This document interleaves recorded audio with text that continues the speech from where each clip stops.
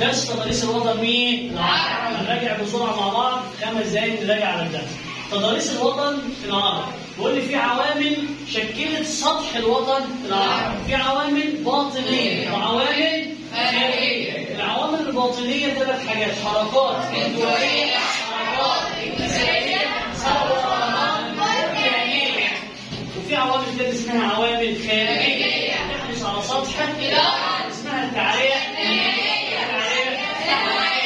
تعالوا نمسك اول حاجه العوامل الباطنيه، اسمها حركات التوائيه وحركات انكساريه وثورات بركانيه. كل الحركات الالتوائيه تحدث نتيجه التواءات في صخور القشره الارضيه. الالتواءات دي بتكون لي سلاسل جبليه ايه؟ مرتفعه. الجبال دي بيطلق عليها اسم الجبال الايه؟ الالتوائيه. طب لما اجي اقول ما النتائج المترتبه على الحركات الالتوائيه؟ تكوين سلاسل جبليه مرتفعه تعرف بالجبال الالتوائيه. طب يعني ايه الحركات الانكساريه؟ يعني حركات اصابت الصخور الصلبه فادت الى انخفاض اجزاء وارتفاع اجزاء اخرى. الاجزاء اللي انخفضت جت المياه وغمرتها فتعرف باسم ايه؟ البحار. والاجزاء اللي ارتفعت اسمها سلاسل جبليه تعرف باسم مين؟ الجبال. بس الجبال هنا اسمها جبال التوائيه ولا جبال انكساريه؟ جبال انكساريه. يبقى الحركات الانكساريه هي حركات اصابت الصخور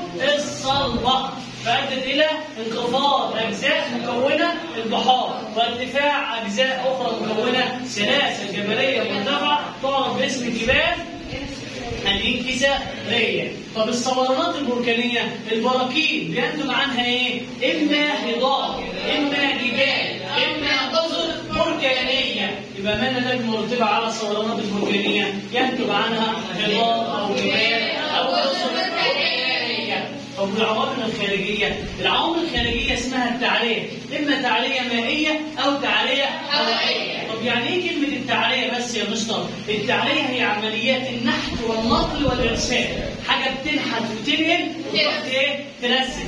طب انا عندي التعريه المائيه، من اسمها كده تعريه مائيه يبقى هي عباره عن نحت الماء للصخور ونقله ايه؟ وارساله. نقل الماء، نحت الماء للصخور ونقله ايه؟ وارساله.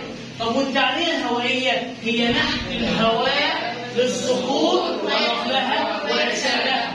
بس انا عندي التعريه المائيه حاجتين، اما انهار او بحار. طب ما النتائج المترتبه على التعريه النهريه؟ اسمها دالات انهار. يبقى الانهار بتكون لي حاجه اسمها دالات انهار. اما التعريه البحريه هتكون لي حاجه اسمها شواطئ البحار. يبقى الانهار بتكون لي دلتوات، اما البحار بتشكل لي الشواطئ.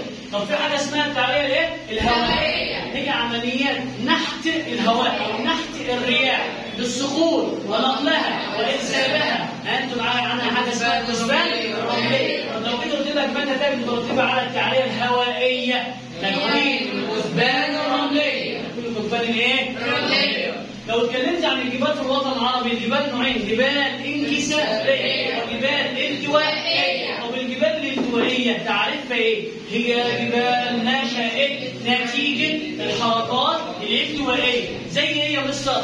كل جبال الوطن مين؟ ما عدا حاجتين، ما عدا جبال البحر وما عدا جبال دي جبال انكساريه. اما كله ده جبال التوائيه اللي هي مين يا مستر؟ جبال اطلس، جبال زاجرس، جبال طوروس، جبال فرنسان، جبال عمان. يبقى جبال اطلس، جبال طوروس، جبال فرنسان، جبال زاجرس، جبال عمان. كل دي اسمها جبال ايه؟ التوائيه. طب ما المقصود بالجبال الانكساريه؟ هي جبال نشأت نتيجه الحركات الانكساريه، مثل جبال الشام وجبال البحر. جبال الشام هي يا شباب من الشمال للجنوب، وجبال البحر مين؟ الاحمر.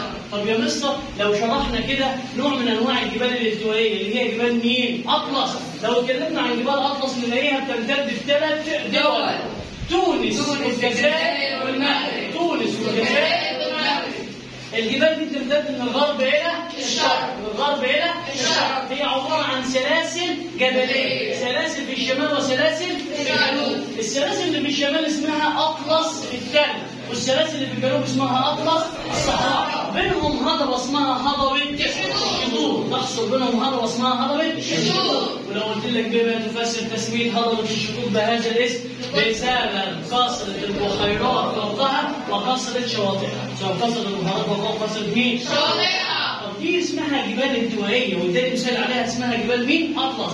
طب جبال البحر الأحمر وجبال الشام نوع من أنواع الجبال مين؟ الانكسارية. لو قلت جبال الشام تمتد من فين؟ من الشمال للجنوب، موجودة في 3 دول، سوريا ولبنان وفلسطين. سوريا ولبنان وفلسطين. جبال الشام تحصل منها أودية نهرية مثل نهر اسمه نهر الليطاني، ونهر اسمه نهر العاصي. قلت لك نهر الليطاني في نون يبقى في دولة مين؟ لبنان. ونهر العاصي فيه يه يبقى في دولة مين؟ سوريا. يبقى يجري نهر الليطاني في دولة لبنان ويجري نهر العاصي في دولة سوريا. في مشاكل في جبال الشام؟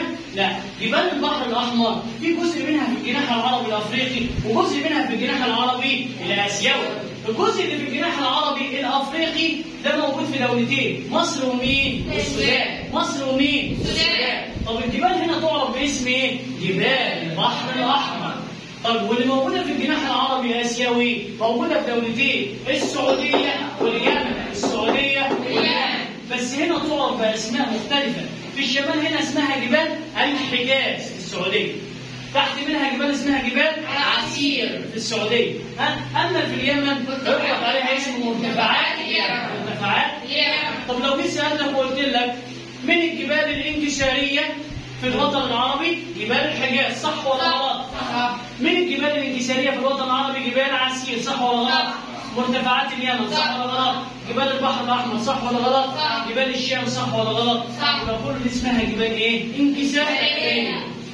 ده بالنسبة للجبال. بالنسبة للهضبة عندي هضبة كبيرة في الجناح العربي الأفريقي تعرف باسم هضبة أفريقيا الشمالية. هضبة أفريقيا الشمالية. الأهم المظاهر بتاعتها هضبة اسمها هضبة مين؟ الشطوط. وهضبة الشطوط تقع في هضبة مين؟ أفريقيا الشمالية. ده في الجناح العربي مين؟ الأفريقي. عندي في الجناح العربي الآسيوي 3 هضاب، في الشمال والوسط والجنوب. في الشمال هضبة اسمها هضبة بادية الشام. في الشمال اسمها بادية الشام. في الوسط هضبة اسمها هضبة نجد. وفي الجنوب هضبة اسمها هضبة حضرموت. طب يجي يقول لي تقع هضبة نجد في جنوب الوطن العربي، صح ولا غلط؟ غلط. هقول له في وسط الوطن مين؟ العربي. طب تقع هضبة بادية الشام في شمال الوطن العربي، صح ولا غلط؟ صح. يبقى في الشمال هضبة بادية الشام، في الوسط هضبة نجد، في الجنوب هضبة حضرموت. ده بالنسبة للهضاب. اللي فيه ظواهر موجودة في الهضاب ايه هي؟ في حاجة اسمها الواحات وفي حاجة اسمها الأودية الجاف. يعني ايه الواحات؟ ما المقصود بالواحات؟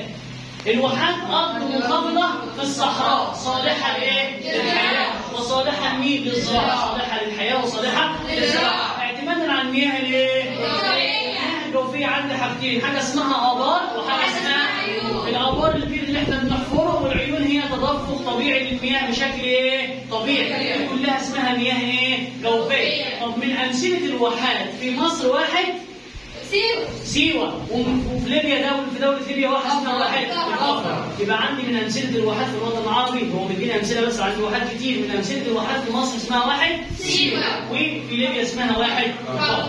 طب الأودية الجافة، يعني إيه أودية جافة؟ الأودية الجافة هي أودية كانت تجري فيها المياه قديما ثم جفت.